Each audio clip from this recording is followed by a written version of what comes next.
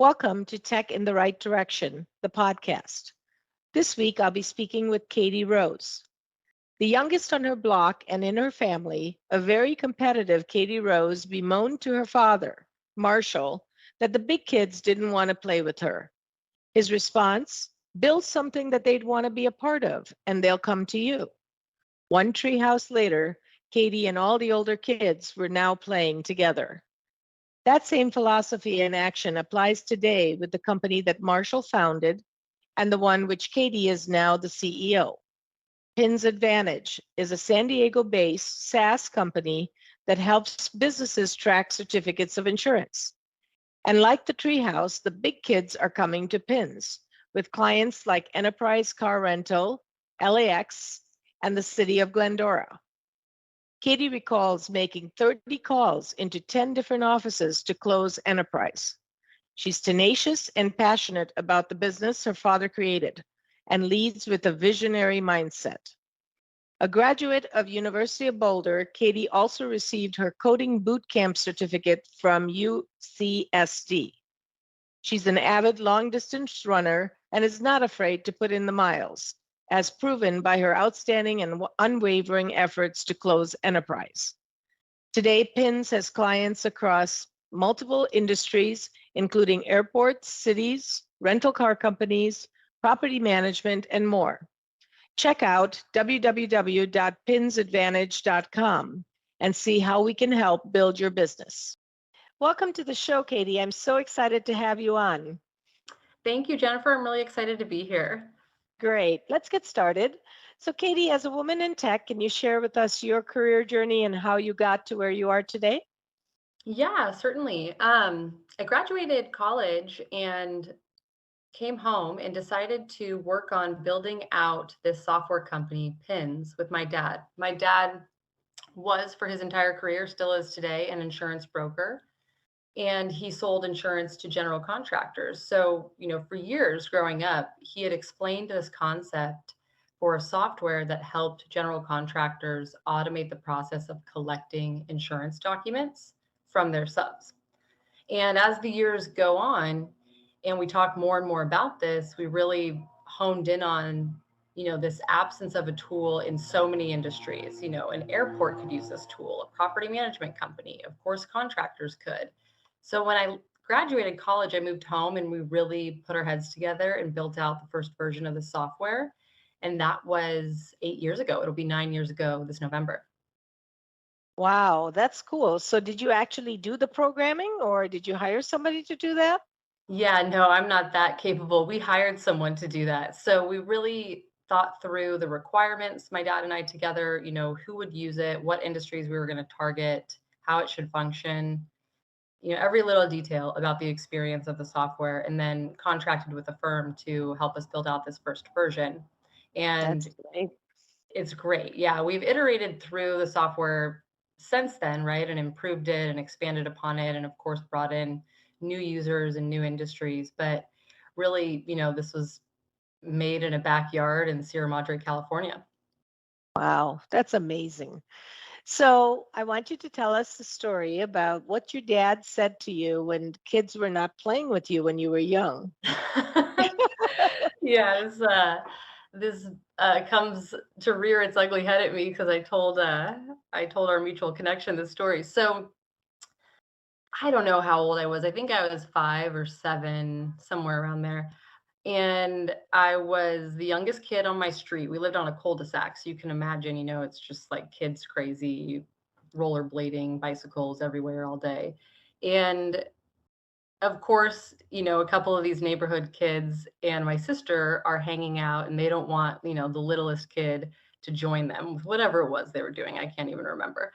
So I come home and I'm sad and I'm telling my dad they don't want to play with me. And so he explains to me that in order for them to want to play with me, I have to genuinely have fun and that they would follow me. More or less, right? I mean, I'm paraphrasing. I don't remember exactly what he said, but that message was clear and confusing at the time because I'm so little. I'm asking myself, well, how am I supposed to have fun if all I want to do is play with the other kids? So Right. Fun is being with them, right? right. Like, okay, I hear you, but it doesn't make any sense.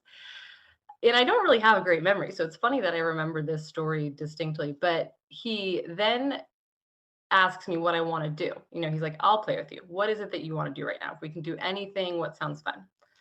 So we start to build this little house. I had this imaginary friend at the time, and I tell my dad I want to build a cardboard house for Cindy to live in. So he says, okay. So he starts pulling out all this stuff out of the garage, like big pieces of cardboard, a bunch of spray paint, like just the funnest things you can do when you're little. And we start to build it. It's going well. It's looking cool. And then the neighborhood kids come into our backyard and they see this epic playhouse we've created. And then all of a sudden, the story changes. They want to play with me. They want to play with, this playhouse, and they think it's really cool. They want to build their own. And it was interesting because at that moment, it clicked for me what my dad was talking about. Like, if you really want to do something and have people follow you, then it's so easy. You just have to have fun. Just have fun, and they'll follow you. And Yeah, it it's, reminds me of this, build it and they will come.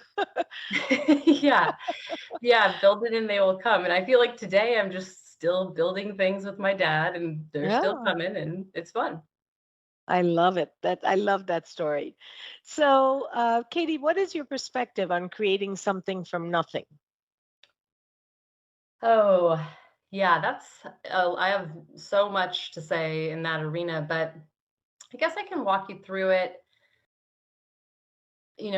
just around what's motivated me to do this job and help build this company and really grow it. So when I think about building something from nothing, it's a daunting task, right? I mean, you're starting from ground zero. It's all just in your head, how you envision it.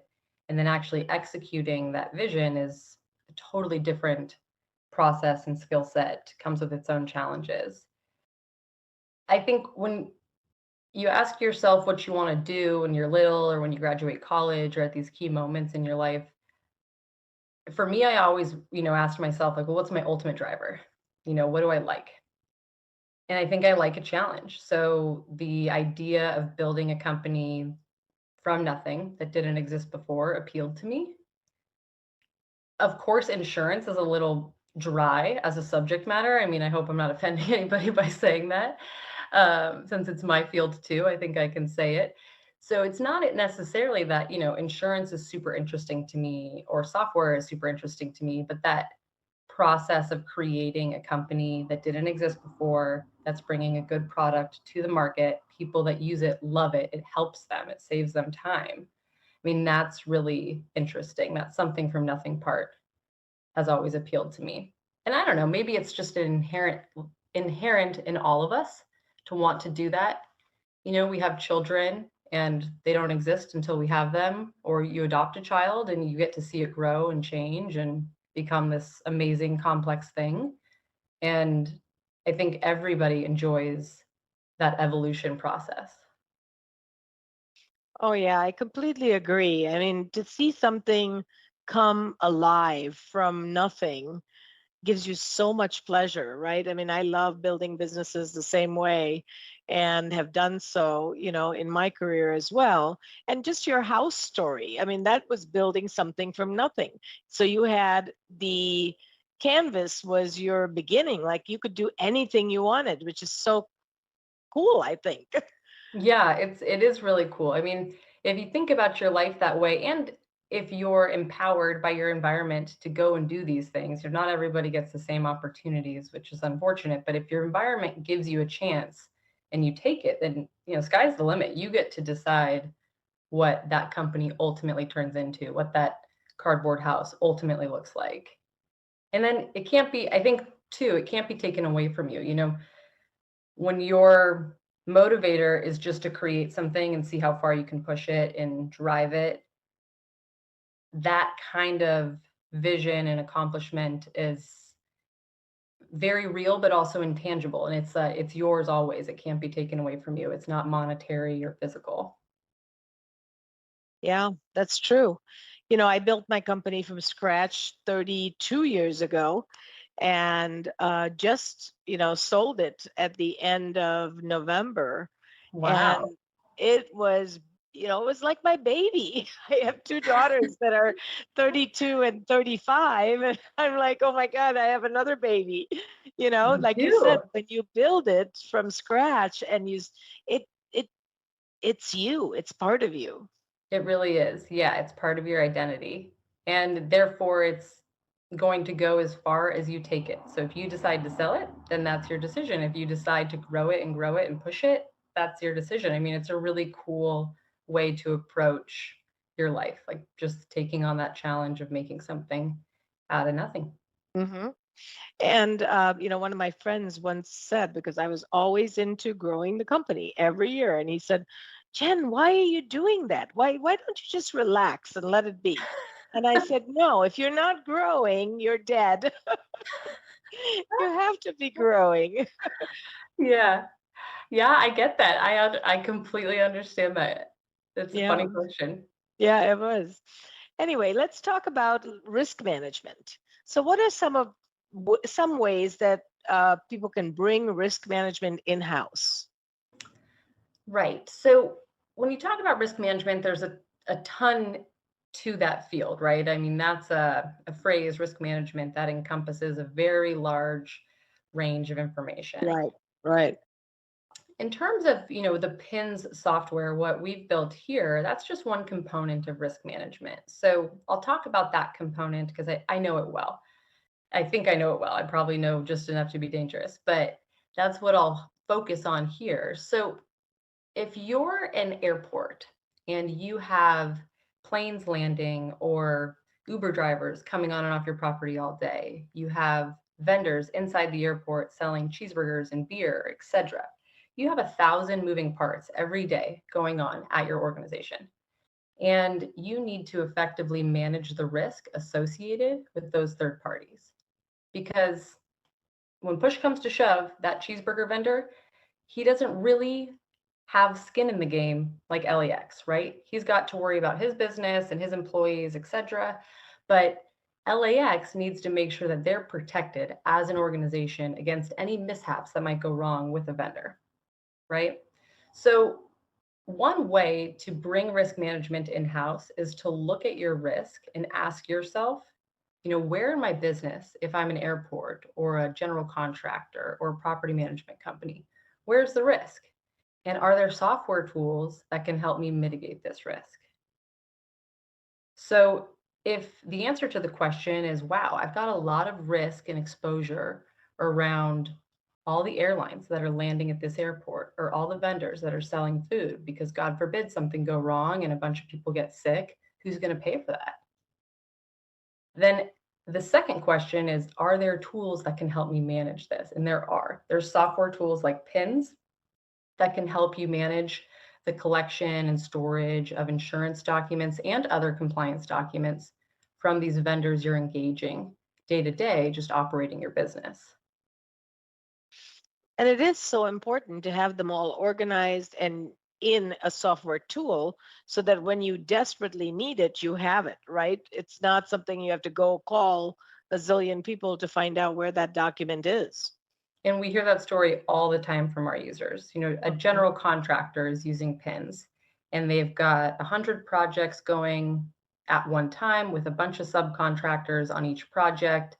And bam, Monday hits and there's a big crack in the foundation on a job site and it's going to be a huge insurance claim to get it fixed. And there's a specific subcontractor that's responsible for doing it. That risk manager that's working for the general contractor, they're very, happy and comforted when they log into PINS and quickly pull up all the insurance documents they need to tender that claim. Of course, yeah. Because otherwise you feel liable, you feel nervous, there's a fear there. And this You're way very you have exposed. everything in one place. Yeah. Definitely. And I think, bringing risk management in-house into an organization can be an incremental process. If you don't have a good risk management strategy today and you're running a construction company or you're running a property management firm, you don't have to tackle it all at once. You can start to research tools like PINS or smart compliance, or, Procore is a construction management software, but I would consider it a risk management tool because it helps a company stay organized. They can see what's going on a project really clearly through that software. Katy, do you help companies actually consult with them on just which is the best software, what things to look for, all of those types of things? During the sales process, we do. Yeah. We will tell them exactly where we fit and what our niche is and what our specialty is, and ask them, what are you looking for? What's your process? And if they want a comparison between our product and 5 others, we're happy to give that. That's great. That's nice to know. As you know, this podcast is focused around bridging culture, pay, and employment gap for women in tech. What are you seeing in the industry today from your lens? As a woman, and I suppose as a CEO, there's certainly a gap in women in my field, in my position, and it's heavily dominated by men. It's what it is. It's nothing wrong with that, but there's a little bit of a balance issue. We don't have as many women leading tech companies as we will in the next 10, 20, 100 years. Today there's a heavy balance on the male side. So there's advantages, I think, and disadvantages to being a woman in my position. Like anything, the advantages are that women have a great emotional intelligence, right? It's typically higher in women. So you have this intuition with women, right? They can read a room typically really well. And that helps coach team members, that helps you develop confidence in your employees, that helps you pick up on gaps in their education, what they need, how to empower them. So I think it's a skill and an advantage to be a woman when building out a team. I think we're really detail oriented typically too. So, when it comes to tracking like performance metrics, feedback, that kind of detail, financial detail, it comes a little bit more natural. But Yep. the disadvantages exist. There aren't as many women at the table. And what I mean by that is, I guess I could say it in an example. So I'm talking with a coworker the other day, and he is part of a softball league. And this is a gentleman. I think he's, young guy, loves playing softball after work with his buddies. So I ask him, who's on your team? What's the dynamic like? And he tells me that he recently joined a co-ed league because he felt that it was just more fun. He said, it's not as serious. There's a better balance. There's guys and girls on each team. I've been in all male leagues and it gets really competitive. And I'm not a professional softball player, so I'm just out here trying to do my best and have a good time. Mm. And I thought, how interesting. Mm-hmm. Because I feel that balance, or that need for a better balance. Sometimes I'd be lying if I didn't admit this on my board, right? I'm the only woman on our board, and I really like all our board members. I mean, they're incredibly helpful and so smart and just great. I have not a bad thing to say about one of them, but there isn't this balance. Yeah. Yeah, I think many companies are finding that's the case on their boards, and they're really, really trying to recruit more women to their boards so that they have that balance, but it's not easy. Yeah. And I understand how, especially this year, since I've had my first baby, I had my first baby in February, a little girl. Oh, congratulations. Thank you. It's been awesome. It's been exhausting, but it's been awesome. And I understand how we remain a little bit unbalanced because it's very hard to split yourself as a woman in 2 roles, a board member, a CEO, a mom. That's, how do you do that? That's the hard question. I don't know that there's an easy answer. I'm only 5 months in, so I certainly don't have the answer, but we will probably always face this challenge of, women having a hard time finding the balance between their roles at home and work. But hopefully, as we go forward, we get a little bit more of it. We see a little bit more of a natural blend with gals being at the table alongside those other board members. Yeah, it's all about balance. And blending is really what I see as the best way to do that, is to blend things together and get everything done that you need to get done. And don't worry, oh, it's work time or it's home time or it's evening time. You just literally have to get things done as you can.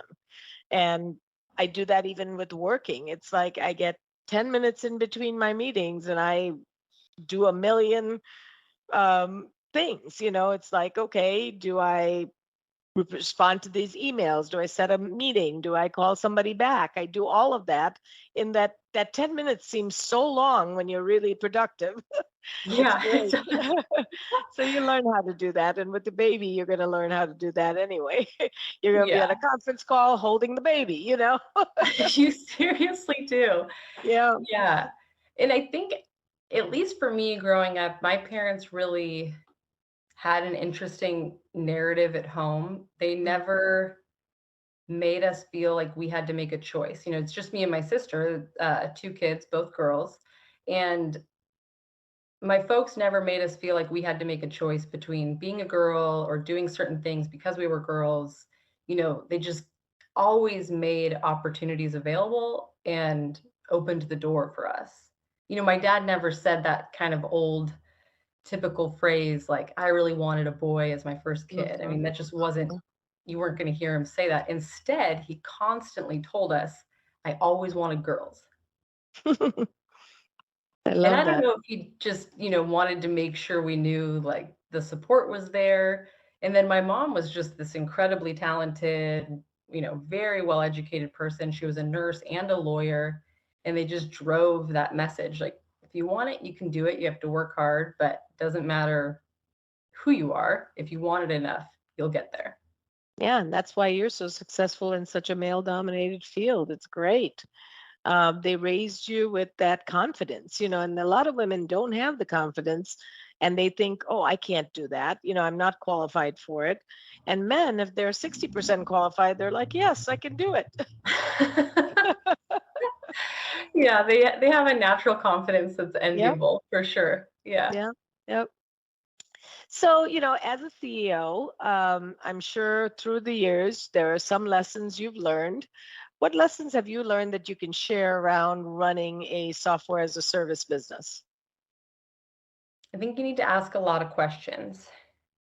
I spent the first couple of years drilling into our customers in a very intense way. I mean, I would stay at their offices for weeks and learn their process, understand what does it mean to be a risk manager at a city? What does it mean to be a risk manager at a construction company? And I would ask them all the questions. I mean, no question is too silly or too complicated. They will tell you if they want you to leave and they're done answering your questions. So just, it's up to you to find out. Right. Right. And I would recommend, early on, getting an understanding of SaaS or software as a service financial metrics, really wrapping your head around the financial side of running a SaaS company, what venture capitalists or institutional capital is expecting out of your business, what your goals are, what your targets should be, and making that part of your roadmap forever, but early on, really capturing an understanding of how you're going to be judged by the institutions and bringing that into your process and just making sure you hit those metrics. I think that's an area that everybody struggles with in any business, SaaS businesses especially. And I wish, I had gotten an education in that arena early. Um, Mhm. I also focused on learning not a ton, but enough about our engineering team, what they were doing. I went back to school for a 6-month coding boot camp, not because I ever wanted to be an engineer for our company, but because I knew that that's such a foundational component of our business. We're building software. Engineering teams are always part of the story for us until we sell this business. And therefore, I should know what they're doing, how to recruit for them, the basics, right? I can't just sell a product when I don't know the basics. Yeah, that's so critical to know what you're selling, and really get into the customer's shoes so that you can really show them the ROI or the benefits of your product. That's great. Yeah. I'm glad I did it. And I should go back and further that education. It's never over. You always have to be learning and always have to be selling. I think there's this hilarious and great Arnold Schwarzenegger montage of motivation that you can find on YouTube. And that's really part of the lessons that I've learned. In this montage clip, he talks about failure. If he wasn't willing to fail and just totally fall on his face, then he would still be yodeling on top of the Alps. And it's just hilarious, but it's so true. I mean, here's a guy that is tackling these incredible feats, some of which are physical, but also some of which are political or in the entertainment field, starring in movies, and just never took no for an answer, was just willing to try to the point of failure and proved to himself that he could succeed in some really unique ways that no one expected him to. Yeah, that's amazing. I've got to listen to those. It's Sounds hilarious. amazing. Yeah. Yeah, with his funny accent, and Yeah. it's good. But it's true. It's like, wow, what an interesting story this guy has. I mean, came to this country and just got after it. And it really is falling, then getting back up and going back again. We all learn from our mistakes. And if you think you don't need to make mistakes, you're sadly mistaken, because you really, that's how we learn. Mm-hmm. Yeah. And you're probably gonna fail, but if you don't try, then you don't know. Right. And you'll never know. So that's true.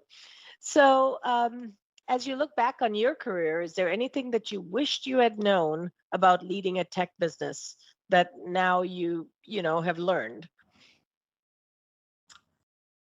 It's a great question. I think I wish I understood early on how to build a platform that would meet the demands of my user base in the next 2, 5, 10 years. Today, I have learned that lesson, and so have my employees, and we have built a platform that will allow us to future-proof our tech for the next, big blocks of time. We're thinking that far ahead. I'd wish Are you I'd known that saying day one. innovation, or just forward thinking? Tell me a little bit more. Yeah, really focusing your time, every month, dedicating some time on your calendar to thinking about your product roadmap, no matter what, and never skipping that time with yourself, and always pulling in your employees and your Very stakeholders. important. Yep, very important. You can't just build your roadmap in January and expect that in August it's still good for the next 6 months. You need to be revisiting that roadmap every month. Even every week is not a bad exercise, and maybe it's Technology changes so fast, right? I mean, just there's rapidly. so much. Yep. So I think, really building, and I don't mean like, I guess I do mean architecting your application so that it's future proofed, but I more just mean conceptually understanding where you want to go. Where do you want to be with the software, with the tech? What products do you want to be offering? Not just in 1 year, 2 years, or 3 years, but what do you want this to be in 5 years? What do you want it to be in 10 years? If you sold it in 5 years, what do you think the buyer wants it to be in 15 years? Like really thinking about those things early, not overdoing it, but I wish I had known that skill would bring me a lot of success if I had started to adopt it every week into my calendar. Yeah.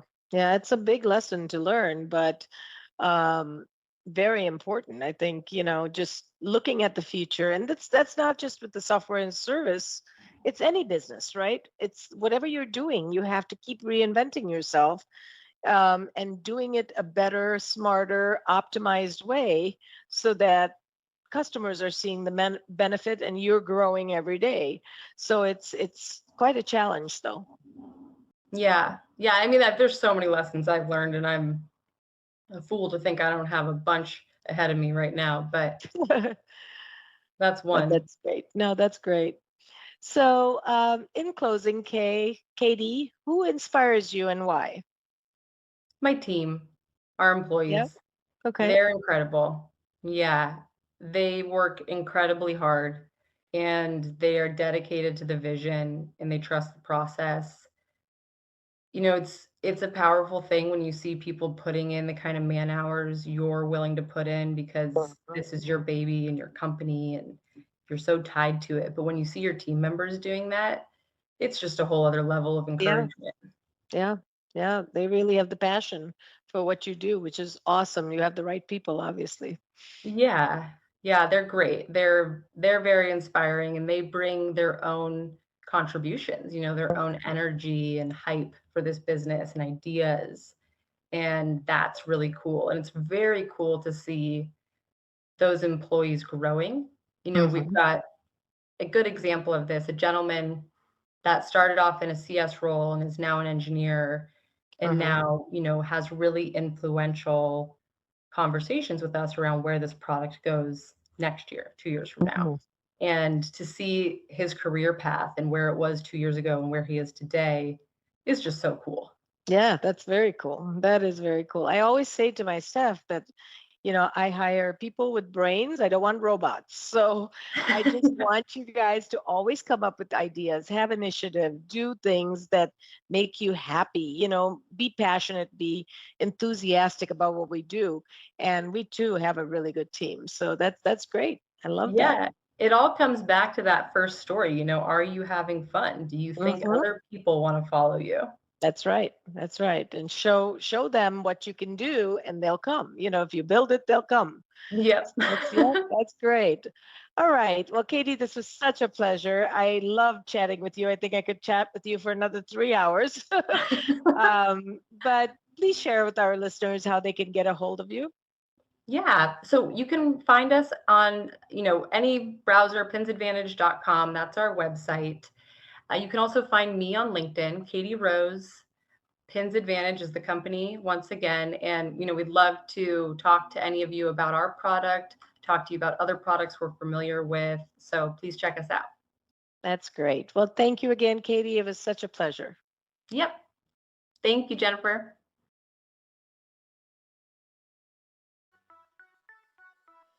Thank you for listening to Tech in the Right Direction. Please take a minute to subscribe or follow so that you never miss an episode. Also, don't forget to like, share, and comment. Thank you. See you next week. From IT skill enhancements to end-user adoption training, Directions Training is your resource to help optimize the effectiveness of your technology investments. Over 500,000 students have taken advantage of our wide selection of technology and business training solutions, covering the most popular applications today, such as Microsoft 365, Azure, Windows 10, and more. As a podcast listener, we invite you to take advantage of an exclusive offer. Receive 30 days of free access to our Microsoft official curriculum on-demand courses for IT professionals or end users. Visit us at www.directionstraining.com/podcast to claim this offer today. Hurry, this offer is only available for a limited time. Success is a journey. Ask for directions.